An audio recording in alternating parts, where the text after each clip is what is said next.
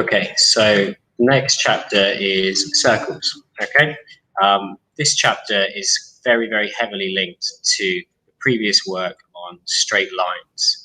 So it's heavily recommended that you spend a little bit of time checking that you're fully confident with straight lines, in particular using the equation of a line in this form, because most of the questions related to circles are actually about things like the radii, tangents, things like that, and how they interact with circles.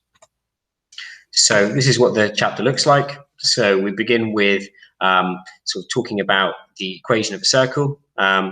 So if you haven't seen this before at GCSE, when it's centered at the origin, we're talking about x squared plus y squared equals r squared, or you may remember that when the circle is off center, it has a general form like this. Okay, so you need to know this form. What else do we have? Intersections of lines and circles. So as I've just stated, things like chords, tangents, things like this. The interaction of a circle and a line is touched on quite heavily here. And this includes cases where you talk about things not meeting.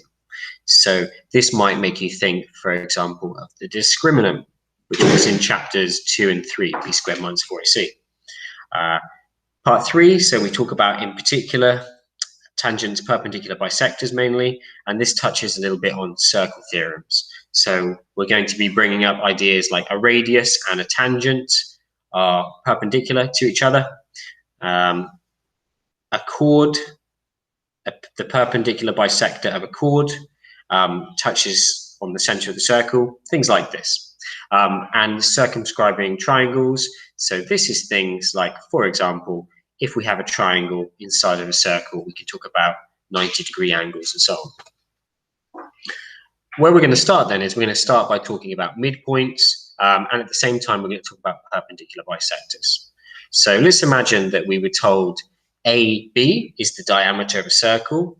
What could we say about the middle point? And before I go any further here, it's just worth pointing out that the question has told us that AB is the diameter. Often this is not stated, and if you are not told this, you cannot just assume that it's the diameter without good reason. If I join up any 2 points, like this, for example, this is a chord, so it's not necessarily always a diameter.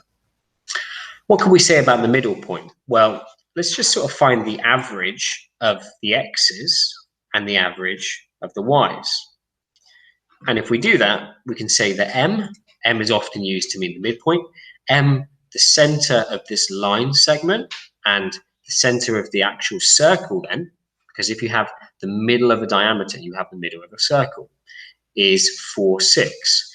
And in general, the rule for this one is you add up the x values, so 2 plus 6, and then you divide by 2. Okay, and then we do the same for the y values as well. So add them together, that's 5 plus 7, which is 12, divided by 2. So this is the general form. You might need to use this if perhaps there's some algebra or the numbers are a bit more complicated. But there's nothing wrong with just doing this by inspection. Inspection means by looking at the numbers and sort of finding it that way. Let's go a little bit further though.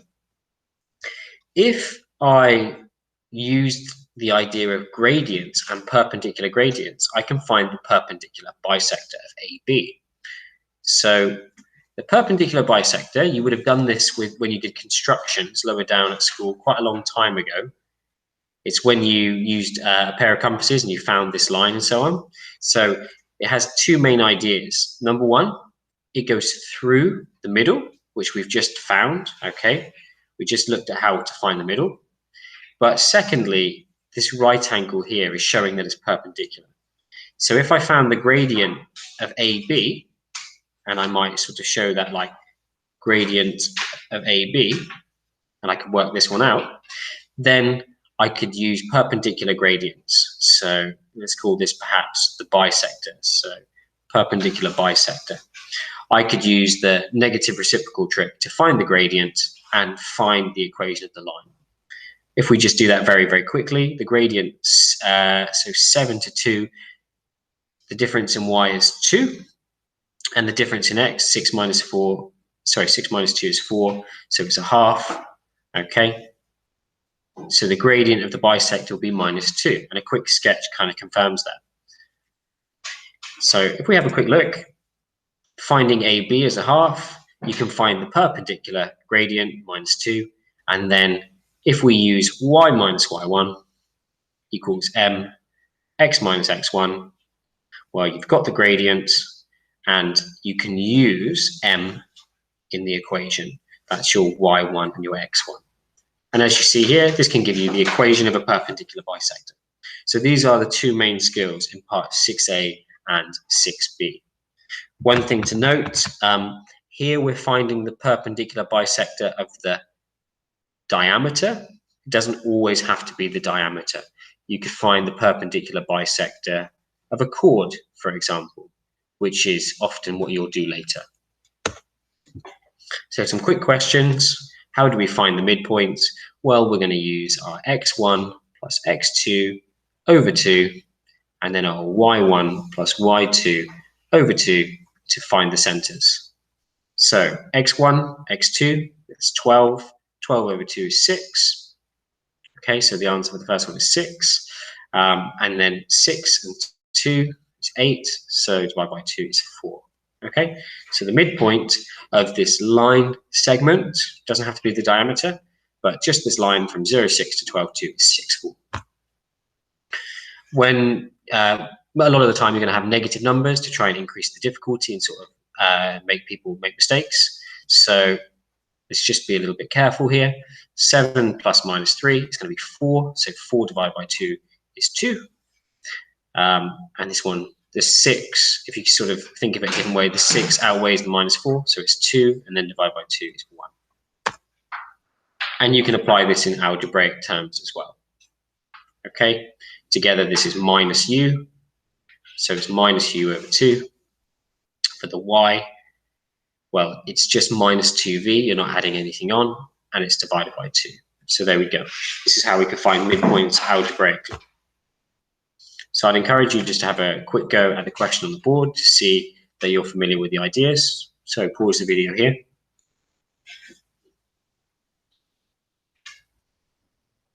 Okay, and let's just quickly do this question.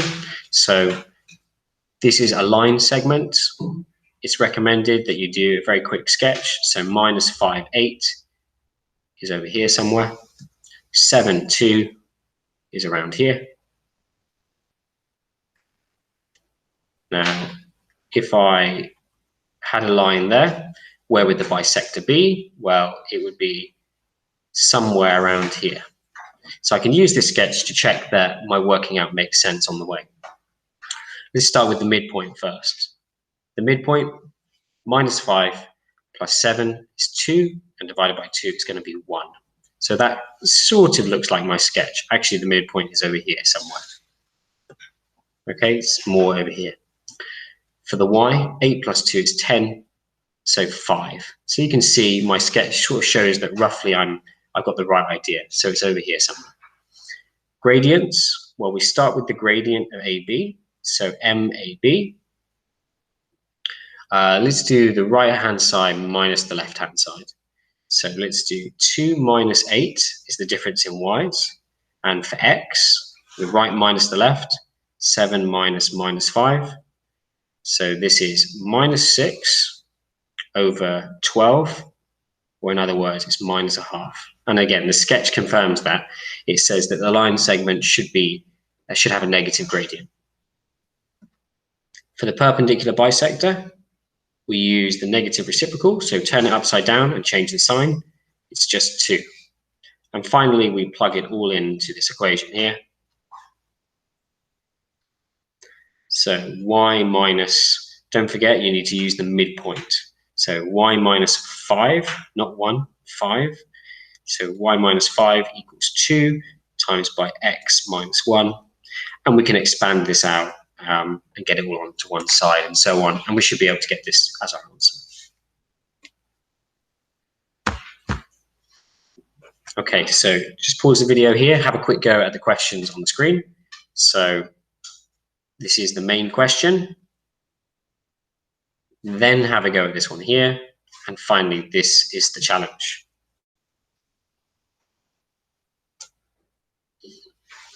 So assuming you have done that now, first question is just as before.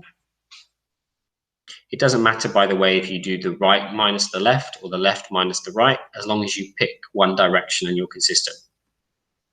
This part here is sort of like a backwards question. You could use the formula, but often if you know the edge of the circle to the middle, I prefer to sort of just do the staircase method. So whatever you did to get from A to M, you need to do again to get from M to B. So it looks as though we add 4 to the X, and then we go down 2. So we just add a 4 again to the X, and then we take away 2 for the Y. 5 plus 4 is 9, minus 4, and then another 2 down should be minus 6. Okay. So again, you could use this formula, but there's a much quicker way to do this. And finally, this is what the algebra would look like if you want to talk about the general case. You have the midpoint, you have the gradient as the difference in y over difference in x. This is the negative reciprocal. So the y's have changed from numerator to denominator, the x from denominator to numerator. If you're trying to understand why x2 and x1 have changed positions, this is because if you multiply the top line by a negative, if you distribute that out, you will get x1 minus x2. Okay, you don't need to really be able to follow, to do all of this, but hopefully you can follow through that we use the midpoint and we use perpendicular gradients as before. Okay, so for the book here, you want to practice 6A and 6B.